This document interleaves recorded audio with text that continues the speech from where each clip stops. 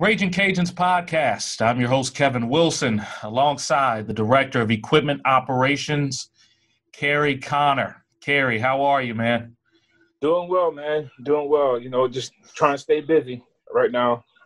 Yeah, I know times are a little different. I'm sure it's quite a bit quieter than usual around there. No doubt. No doubt. It's eerily quiet right now.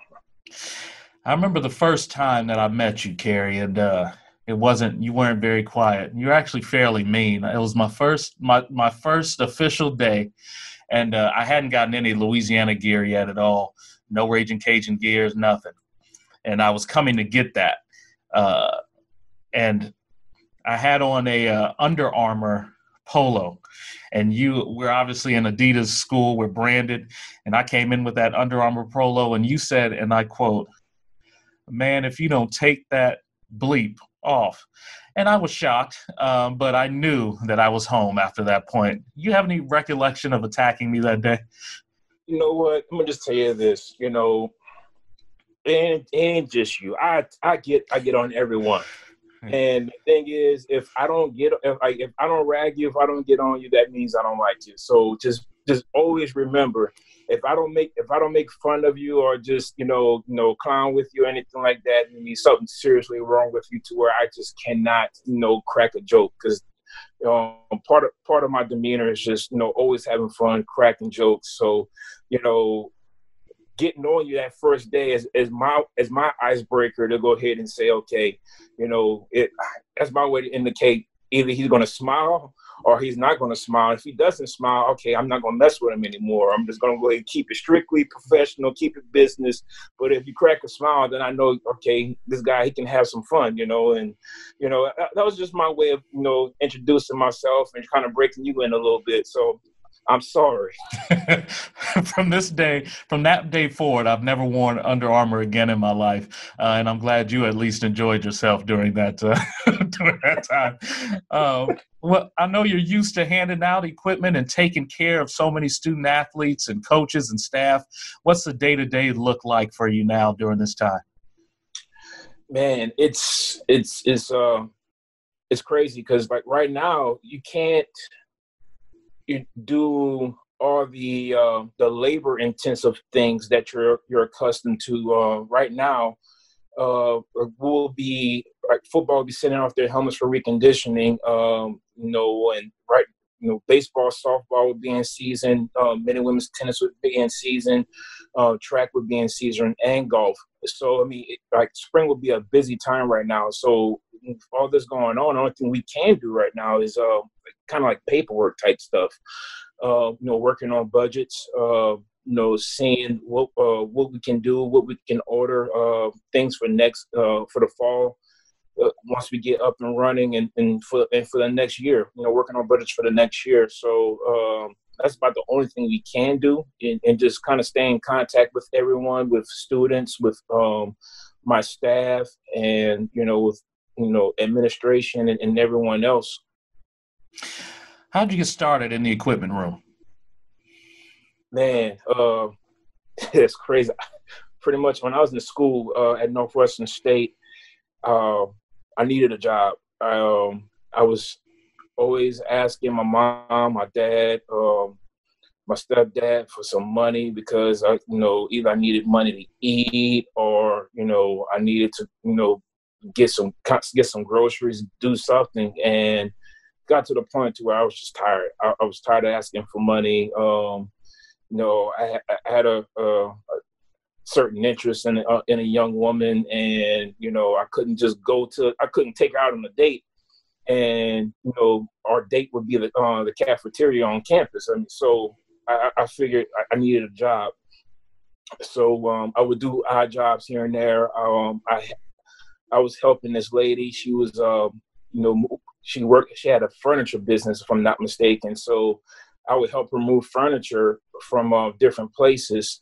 And I would get, a little bit of money here and there, but, it wasn't enough. So I saw something that a student equipment manager, I'm like, okay, let's try that. So first day, I went in there, and the guy showed me everything around the equipment room, and he told me what I was going to be doing. He said, "Look, you're going to be washing, doing the laundry for the football team and helping out during practice and all this." And I'm like, okay, not a problem. So, one day I was in there doing the laundry, and there was some baseball laundry. The baseball uniforms were in the washer. So I needed to wash. So what I did was I took it out and I hung it up. I took it out, hung it up and everything like that, laid the pants out, and I started washing. The next day I get to work. He said, "Hey, did you go ahead and take those uniforms out of there and hang them up, put the pants on, laying out on the table?" I'm like, "Yeah." Like, "Man, why did you do that?" I said, "It needed to get done. I had to do laundry. It was sitting there, so I figured that's what I would do." And he said, "Man, you're awesome. Because first of all, you're not supposed to go ahead and dry baseball uniforms. So, I mean, for you not even knowing what to do, doing that was like, it was, unbelievable." And he said, "Look, I don't care what you're doing. I don't care what your plans are, but I'm keeping you. I'm try to give you as much money as I can, but, I'm keeping you because you seem like you know what you're doing." Now, this was in 2001? Correct. Now, how much money was in it at that time? Because that's a lot of work. Oh, man, I was getting paid, I want to say maybe $300 a month. Wow. Yeah. And, the hours never equated to how much you got paid. And, and to this day, it still doesn't, but I never did it, and to this day, I still don't do it for the money. I do it because I love it. It's something I've grown to love. It's become a passion. It's become a career. And it was never about the money then. It's never about the money now. It's just about having fun and having an experience to go ahead and meet different people, go different places, experience different things. So, man, it's just been a blessing. How'd you meet Lynn Williams? Man, Lynn, I was at Northwestern State in 2002, if I'm not mistaken. Our softball team made it to regionals, and our regional game we came here to Lafayette. So that's where regionals were, and the head guy at the time, told me, "Hey, get in touch with Lynn Williams. He's going to help you out with laundry, and he's going to do the laundry for you. So just go ahead and get in contact with him, and he'll help you out." It's like, okay, not a problem. So I get here, and the equipment room's completely different back then than what it is today. But I get here, and then there was two red doors, two double doors, and I just walked through there, which is the back of the equipment room. And as I'm getting into the equipment room, see this huge dude just like laying back in his chair, and I said, "Hello." He didn't hear me, so I just kept getting closer and closer. And as I got to him, he was sleeping. And then, just like Jack and the Beanstalk, style, as soon as I got up to him, he woke up and he said, "Hey, man." I said, "Lynn?" He's like, "Yep." I said, "What's going on, man? I'm Kerry, equipment manager at Northwestern. I was here to go ahead and do laundry." He said he's going to help me out with laundry. He's like, "Yeah, man, not a problem. The laundry room is right around, you go out this door, right around the corner to the right. Laundry room's right there. You're more than welcome to use the laundry, use the washers and everything like that. You need something, let me know." And at first I'm saying to myself, "Wait, you're not doing the laundry? I thought you was I thought you had this." So you're like, "Yeah, man, just let me know what you need. You need anything, food, drinks, whatever the case may be, just let me know. We'll be here, all night. Go ahead and do our laundry. You're more than welcome to use the laundry, use the washers and dryers as well." And, from there, that's how I first met Lynn.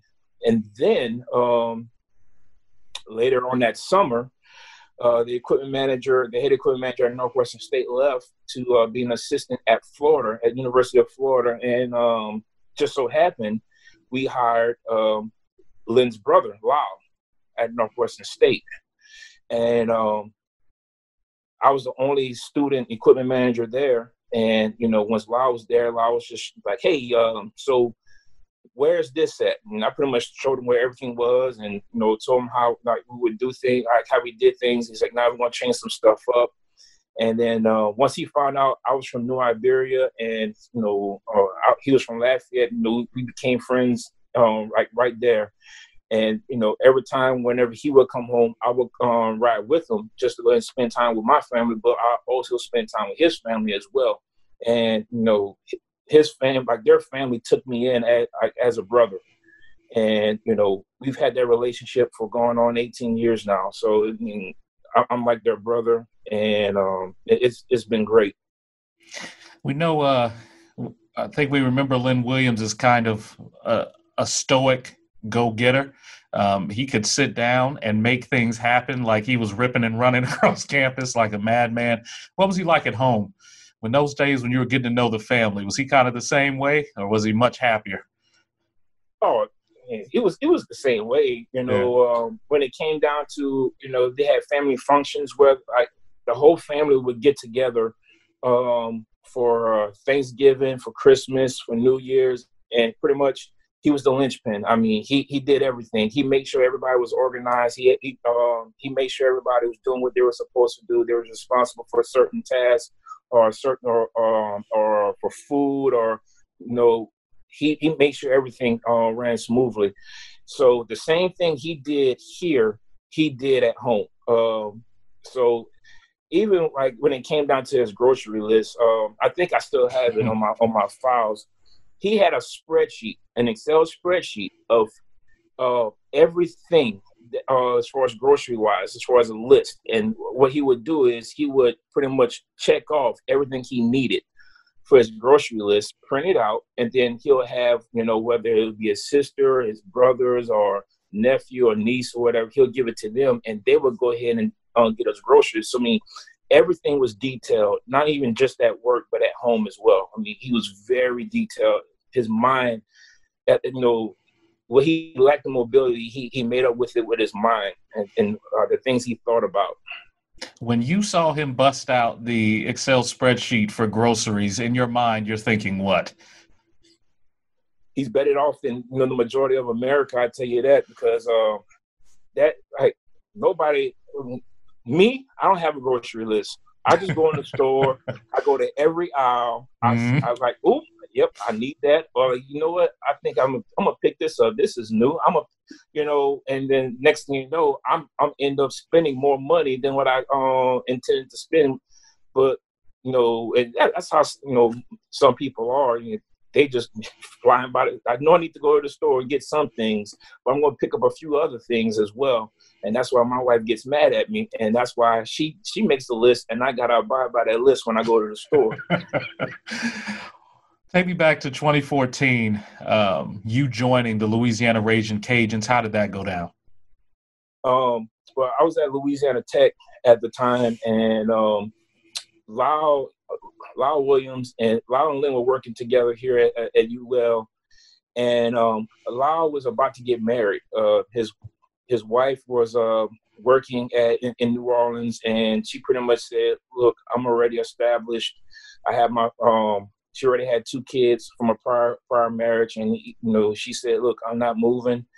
And he felt that it was important for him to be with his wife, and so he decided to leave, and which was a tough decision for him, because UL was pretty much he grew up a Ragin Cajun, from a kid to graduating to leaving 2 years and then coming back to work with his brother. And that was a dream of both of theirs, just to work together. And he was working here for I want to say he came back in 2004. So a matter of 10, 11 years he was working full time. and with his brother side by side. So it was a tough decision because, UL was all he knew, working with his brother. And it was tough for him and Lynn, but he realized that he wanted to be with his wife. So, Lyle called me in February of 2014. He said, "Hey, look, keep this under your hat, but I might be leaving. I'm getting married, and I think I might be leaving, and there's no other person I want to be over here but you." And he even tell Lynn yet, because if you tell something like this to Lynn, like, he will go ballistic.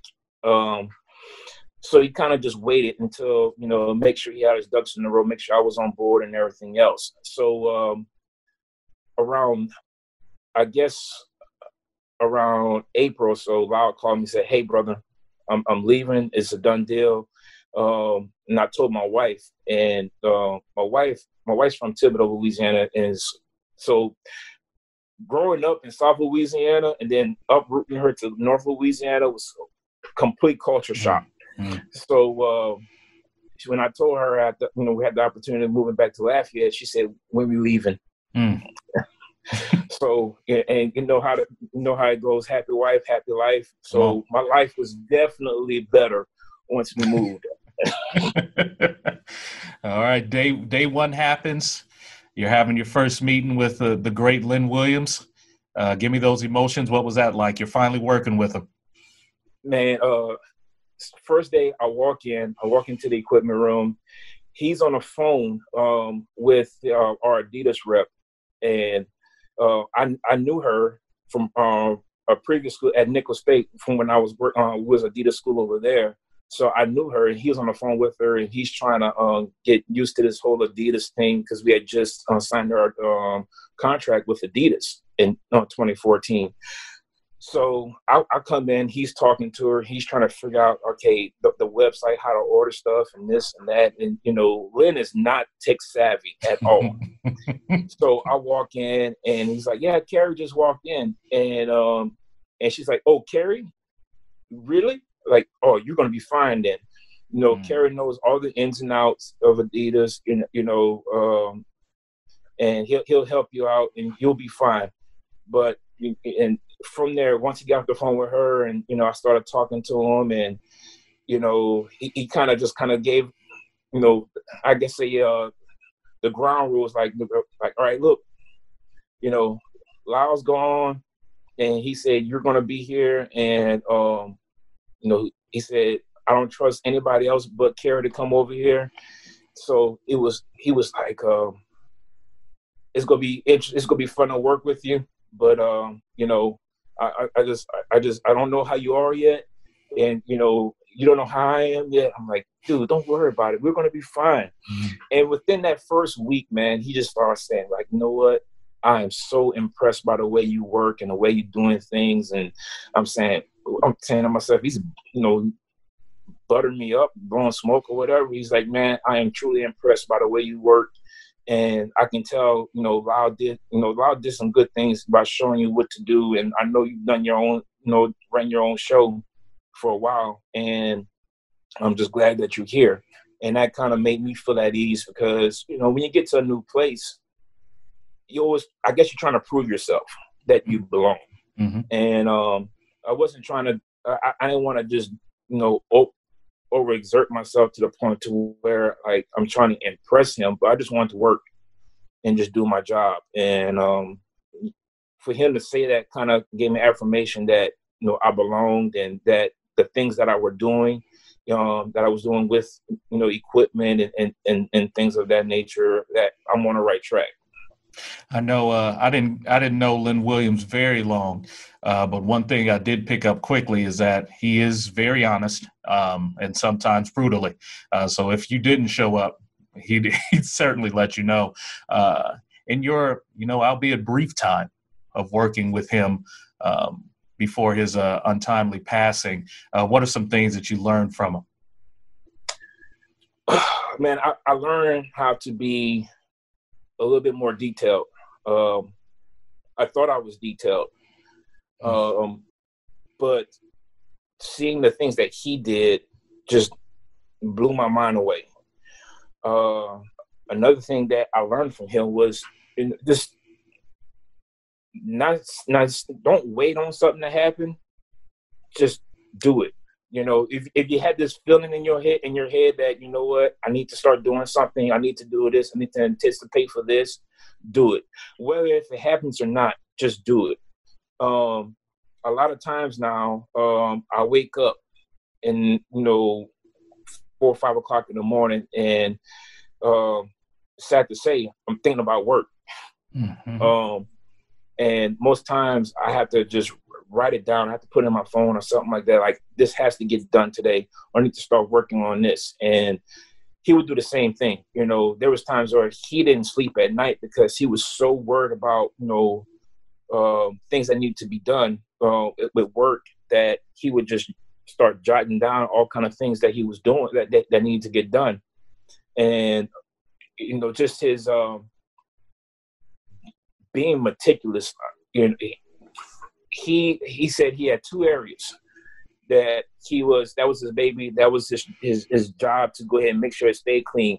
And that was our bathroom, because we keep it stocked up with supplies and stuff. Mm-hmm. And the back of our equipment room, where we got shelves with different type of things, range all of zip ties, shipping boxes, all that type of stuff. But he made sure that he kept it organized. So he said, I don't do much cleaning, but that's the 2 things that I want to that's my job, that's my baby, that's my project. And every time you came in his office and you looked at his desk was always neat. It was never a mess. Whether he was busy or not, it was always lined up. All the papers were lined up. All his pens were lined up and everything like that. So that was a lot of things I picked up from him. What was the angriest you ever saw Lynn Williams? Which day? Oh yeah.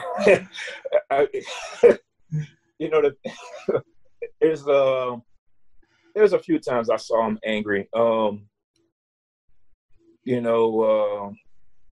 Just think like there was with managers or student managers. Sometimes it didn't take them long to get angry. Mm. We was getting ready for a football game, and he, I think we had some cookies or something like that. The managers were eating it, and then somebody took, ate the last cookie, but left a box sitting there on the counter. So he goes over there and opens it up, and there's no more cookies. So he said, "Who ate the last cookie?" Nobody fessed up, of course. Right. And he's like, "Who ate the last cookie?" So nobody said anything, and one of the managers kind of said, say something, smart, and he's like, "Hey, shut up, don't say anything else, or you're out of here," or whatever. And she had said something, and then Lynn said, "Get out of here. I don't need you over here no more. Don't come back over here." Now, granted, this manager was here for about 4 years. Oh my.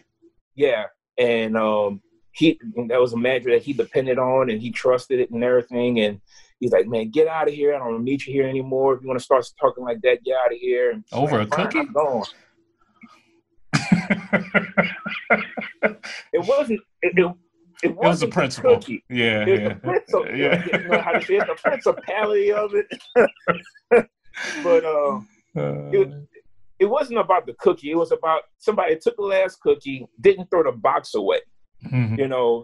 So it's just like how if somebody drank the last of the milk and just left the milk in the refrigerator, or just left a little tiny bit. Swallow. Right. Right. It was the principle of it, but she left, and everybody's looking like what just happened? And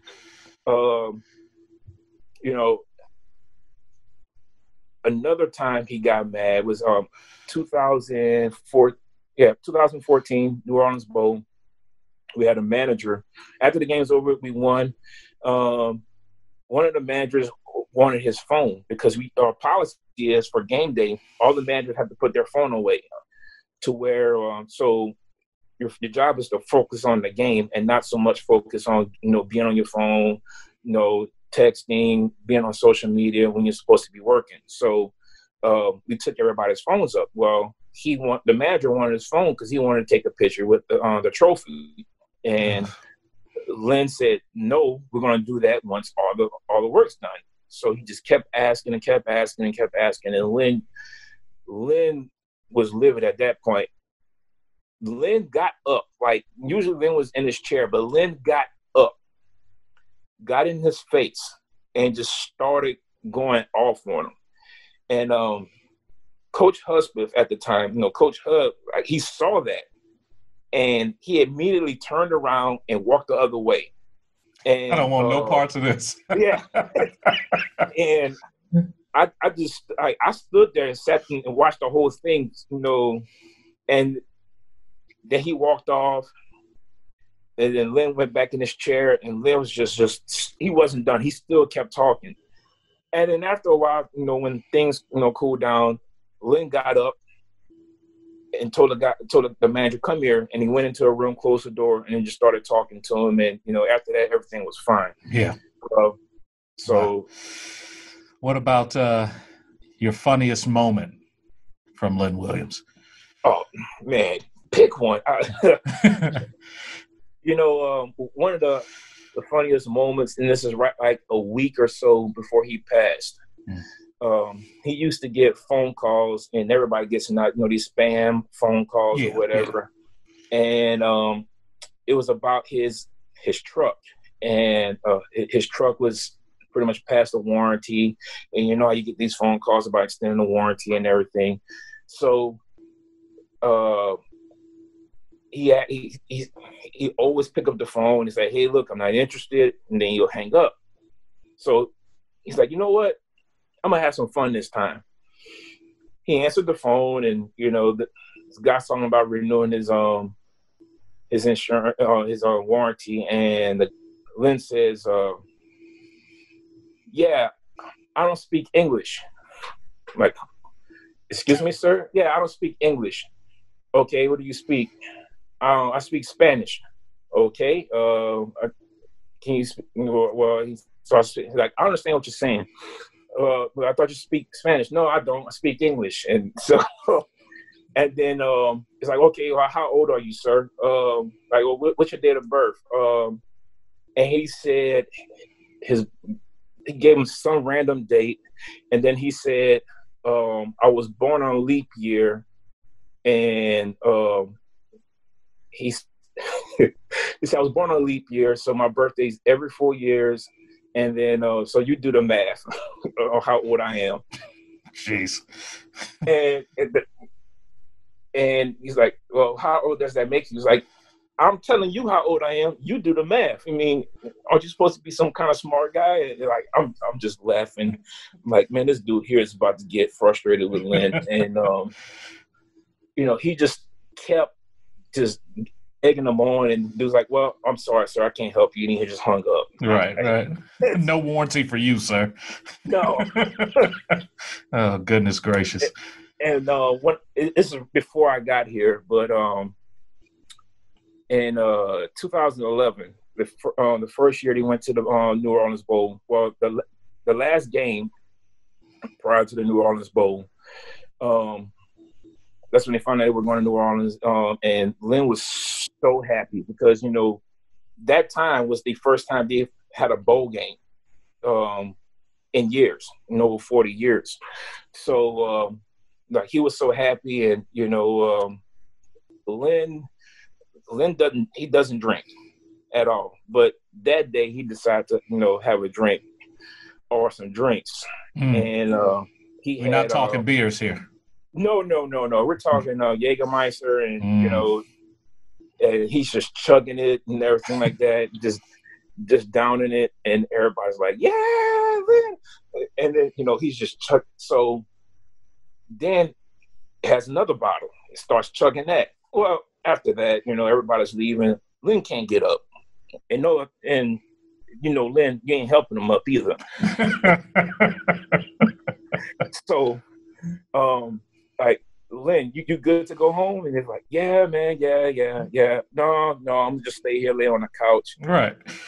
So they put a trash can right next to Lynn, just in case, things that didn't cooperate, well later on during the night. So, but yeah, he was so happy. That was like, and I wish I was there for that, but he was like so happy for that, for that bowl game, because you can imagine, Lynn started working as a student in 1980. Mm-hmm. To go 31 years of, great seasons, not so great seasons, terrible seasons, and not even experiencing a bowl game for that matter, for that to happen, I wish I was there to see that. And, there's so many other moments that made him that made him smile, made him laugh. Those are things that you kind of just hold on to. Because Sure. you look at the things that made him mad, but at the same time, you look at the things that made him happy as well. So you got to take it all and then enjoy it. Solemnly, those moments came to an end just over a year ago. Take me back to the day where you didn't hear from Len and he didn't show up for work. Well, let's see. March 19th, he texted me that morning and he said he's having some stomach issues. He's got some nausea, so he wasn't coming in. So I texted him back, not a problem. Just let me know what you need, and and I'll talk to you later on. Make sure you're okay. So I called him that afternoon, make sure he was fine. He's like, yeah, just feeling a little better, but still a little nauseated and everything like that. Hopefully I'm a little bit better, and I'll come to work tomorrow. It's like, not a problem, brother. See you tomorrow. So Tuesday, the next day, March 20th, it's around 9:00, and usually Lynn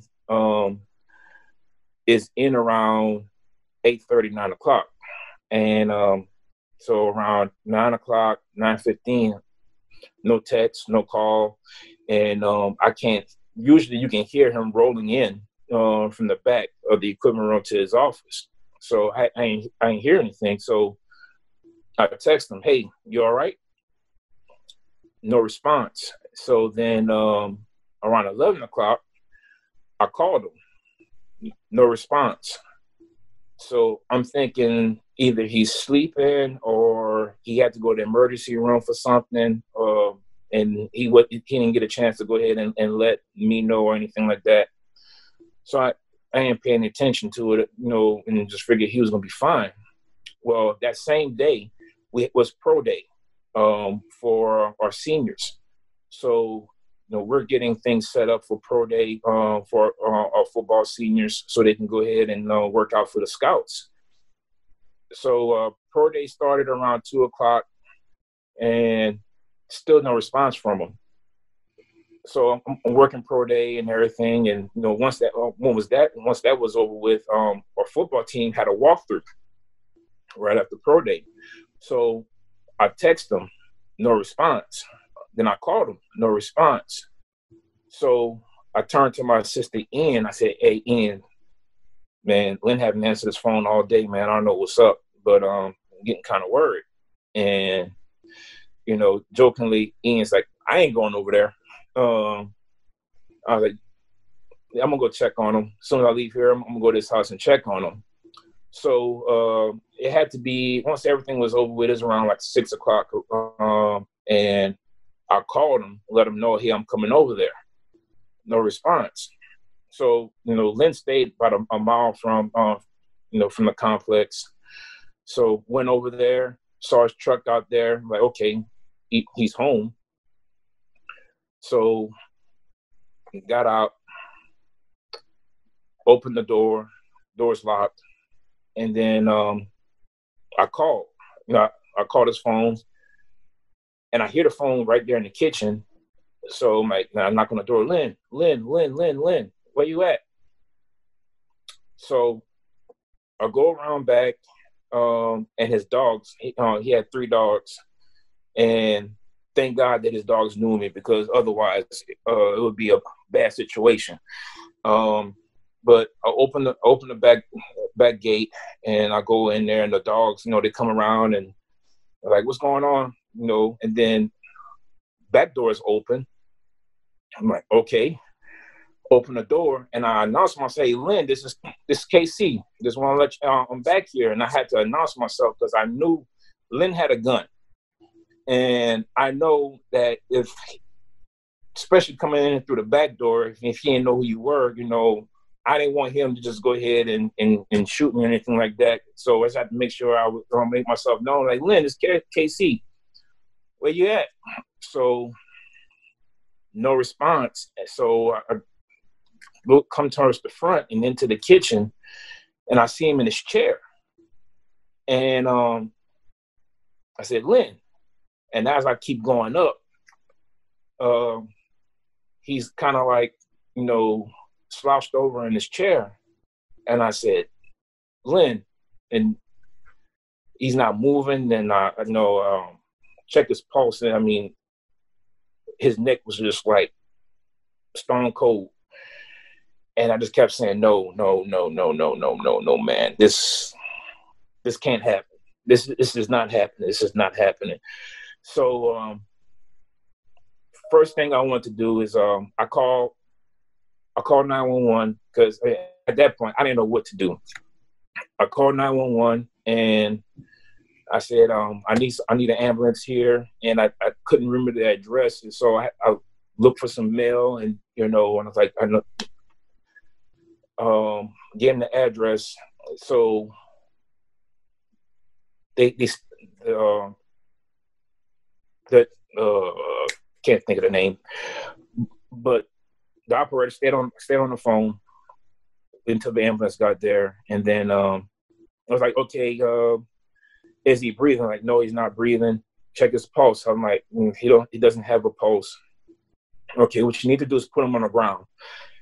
And then I said, and if you'd have saw the look on my face, I was like, yeah, like, hey, look, he's obese. I don't think I can move him out of this chair and put him on the ground. They said, look, trust me, put him on the ground. It may hurt, but just do it. So I must have, garnered some kind of strength or something. I don't know, it was adrenaline or whatever, but I pretty much pulled him onto the ground. And then once that had, okay, I was like, I got him on the ground. I was like, okay, check his legs. and can you move his legs? And I'm just like, yeah, I can move him. All right, can you move his fingers? I'm like, his fingers are like pretty much stiff. And then I heard the ambulance coming. It's like I hear the ambulance, so I go outside, I flag them down, and they come out, and they open. The lady comes in and she opens the door and she immediately closes it, and she said, "It's too late. He's gone." And just so happened, a neighbor of his was walking down the street, and he's like, "Man, what's going on?" And I said, "Lynn's gone." And he's like, "No." I was like, "Yeah, he's gone." So then the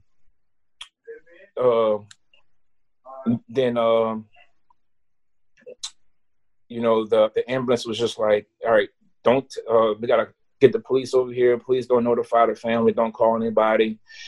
And it's like, okay. And then just so happened the neighbor called one of his sister's friends and told him, and then he told his sister, and then next I'm getting a phone call like, what's going on?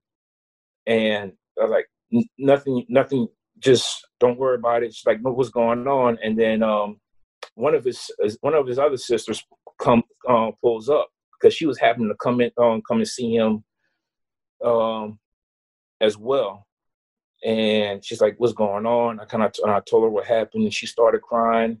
Her son started crying, and then within an hour, the fam started coming over. I'm getting phone calls. I'm talking to his brother Lau, and his brother, he's like, "Man, what happened?" And I'm telling him what's going on, and he just started crying. And it's crazy, and because there was one thing about Lynn, it was, you don't tell Lynn none of your business, because it was three things. It was telegraph, telephone, and tele-Lynn. And in typical fashion, he everybody knew within about an hour. And I'm getting phone calls from his brothers, from managers to coaches. Our athletic director, Brian Maggart, called, and Jay Walker found out, and he announced it. It was a baseball game, and Jay Walker announced it during the baseball game. And I think softball had a game. I believe it was against McNeese, and we were talking to Coach Jerry about it, and I think he had found out during the game as well.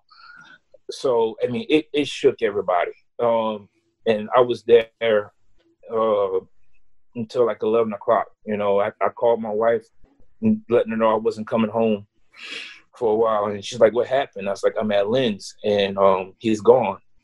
And then she started crying. And then she told my son, and then he started crying. So it was and I was still in shock. It didn't hit me until our golf coach came by, Theo Slyman, and he came and he hugged me. I just started crying. I let it all out right there. Just started crying. And then got home. It was just, I don't know, man. It was crazy. I didn't want to go to sleep. And then when I went to sleep and woke up, I was hoping it was just a bad dream, and it wasn't. And it was just, going to work that next day was rough, and I probably should have stayed home. To be honest with you, I should have stayed home. But I know for him, I needed to be at work, because that's what he would have done. And it was rough. Oh. It was that next day was rough, and this past year has been rough, because there's literally and figuratively, there's a big void in this equipment room, in this athletic department, in this university, and in this community. There's a big void. And I'm just realizing this, how crazy that it is, that the first time I met him was the last time I saw him in the same fashion in this chair. But he was a gem. He was a gem, and that's somebody you can't replace at all.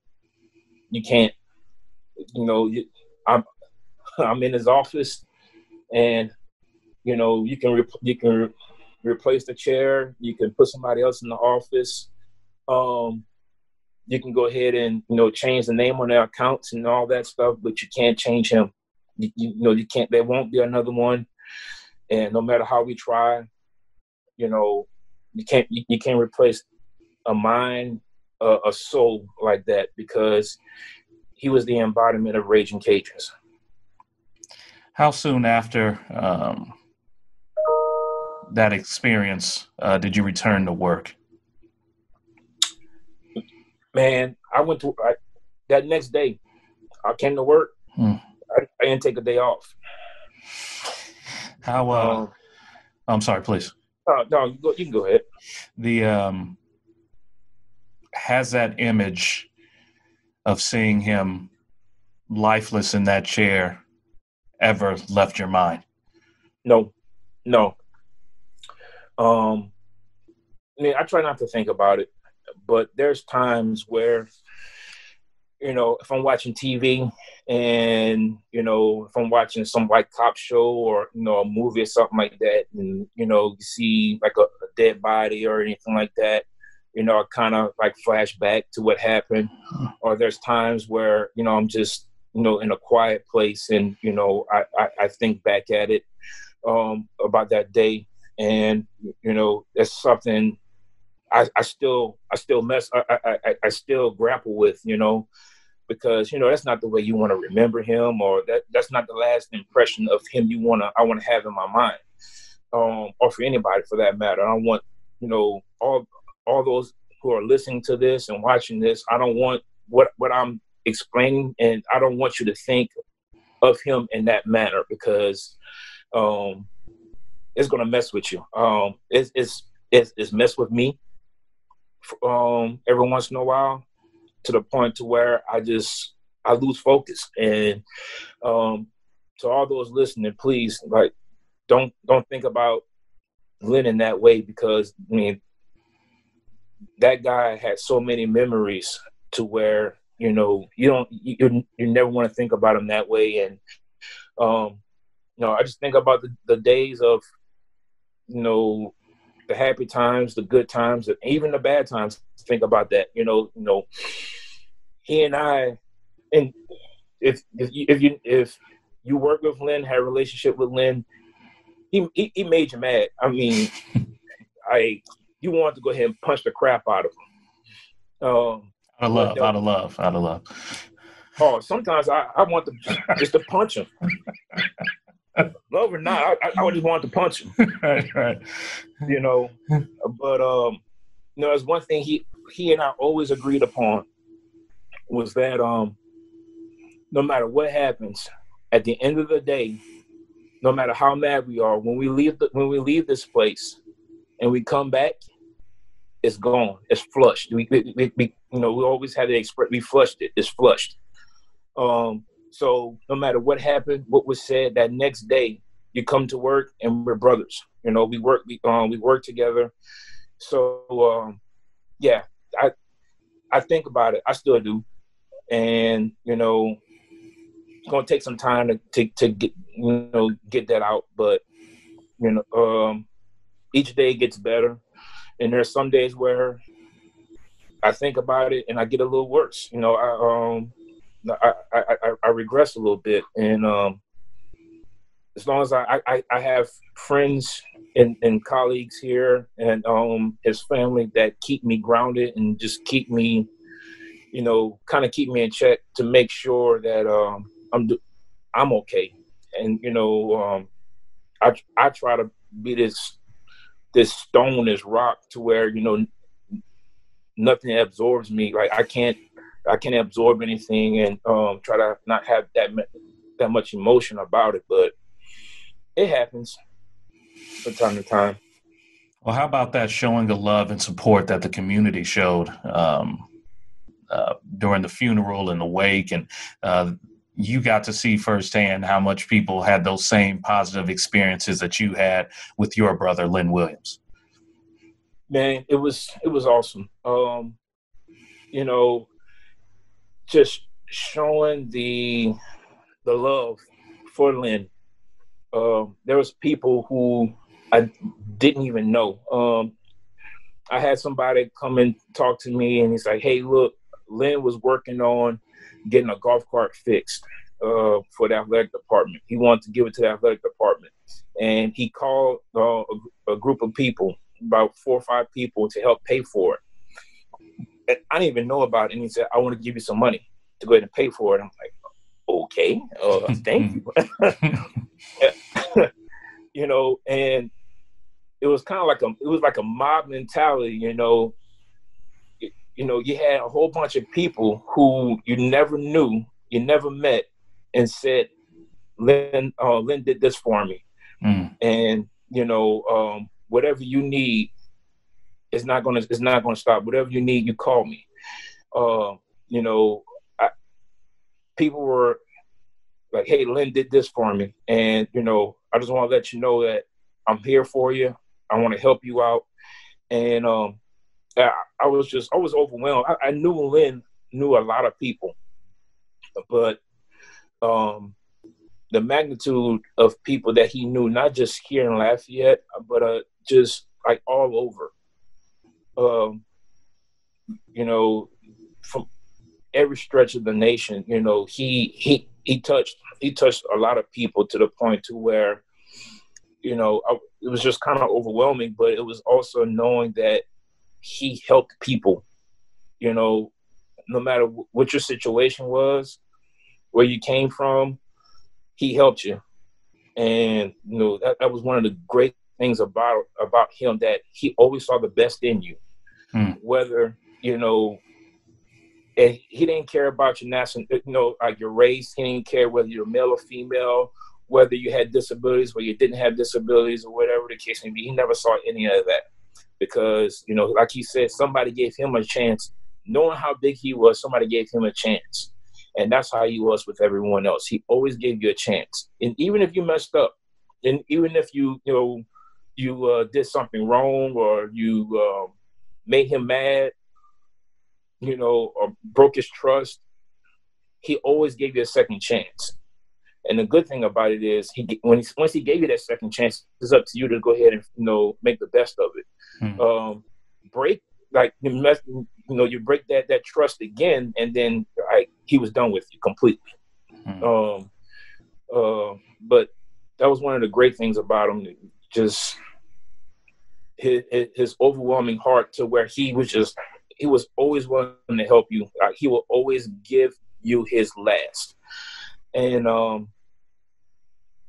one thing he did, which was a wow moment, his church, Our Saviors, he bought, I don't know how much. I don't know how much it cost. He told me he was doing it, and I didn't even care how much it cost. But he bought sleeping bags, and not just 2 or 3 of them. He bought about maybe 30 to 40 sleeping bags or so. And the church had a mission. I believe it's in Mexico, somewhere, and he bought that to give to the community down there for people who needed it. And that was one of the greatest things. His pastor came, Pastor Nick, and when he came to see Lynn whenever he died, and that's one thing I told him. I said, thank you so much for introducing Jesus to him, because if it wasn't for that, he would have never done that. He would have never bought sleeping bags. But he had hot chocolate, and he would donate the hot chocolate, to somebody, to like a homeless shelter or something like that. And so, yeah, as much as, people always said he was mean or whatever the case may be, you didn't see all of that. I mean, if you really knew Lynn, you knew that he gave his last. It was a big seat, big shoes to fill there. And now in your role, Director of Equipment Operations, and you were recently awarded with the Equipment Manager of the Year, if I'm not mistaken, a nationwide award after his passing in that seat. What did it mean to receive that honor, and how much did Lynn have to do with that? Getting that award last year was it was awesome. I really can't put it into words, because that's an award I always aspired to win. I always wanted to get that award, because not because I wanted it, it's because I want to show people that you can do it. And, Lynn was a big part of it because Lynn won the award in 2009. I remember it was in Jacksonville, Florida, if I'm not mistaken. And he won it. And to see him win it, and Lau and I was present when he won that award. It was awesome. And the crazy thing about it, because he won that award by 2 votes. Mm. And it was between him and another good friend of ours, Greg Payne. And he won it by 2 votes, and it was awesome. And Lau always wanted to win that award. And when I called Lau, when I told Lau I was a finalist, he was happy. And then when I found out that I won, I said, "Hey, brother, what you doing on June so-and-so?" He's like, "Nothing." I was like, "Well, you need to go ahead and get your plane ticket." He's like, "Why is that?" "Because I won." And, he started crying, and he was so happy. He's like, "Man, that's an award I always wanted to win.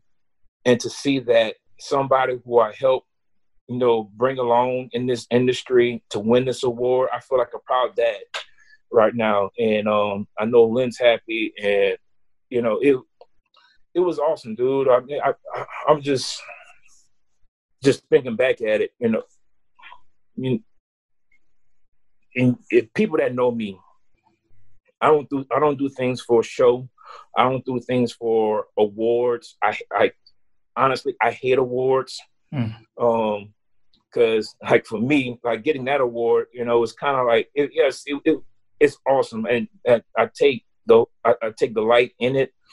But if you know me, I'm not a person that brags about my accomplishments, because at the same day you get accomplishments, the next day you can get ridiculed, you can get failures, you can as much as you're a high, you can get down to the bottom. And so I try to stay. I want to stay humble. I try to stay humble, but to get roses, get accolades like that it's a blessing, and hopefully it could be a blessing to other equipment managers, and I don't speak about it a whole bunch, but hopefully it's a blessing to other minority equipment managers, to where they can see that, man, he worked his way up to where people see him in a different light. They see him for the work he's done, and they see him for the award he had he won as well. But and I hope that inspires them to do the same thing. But I don't want people to go ahead and get their award and be content. I want them to keep going, and that's my goal. Like one of my goals right now is I want to win it again.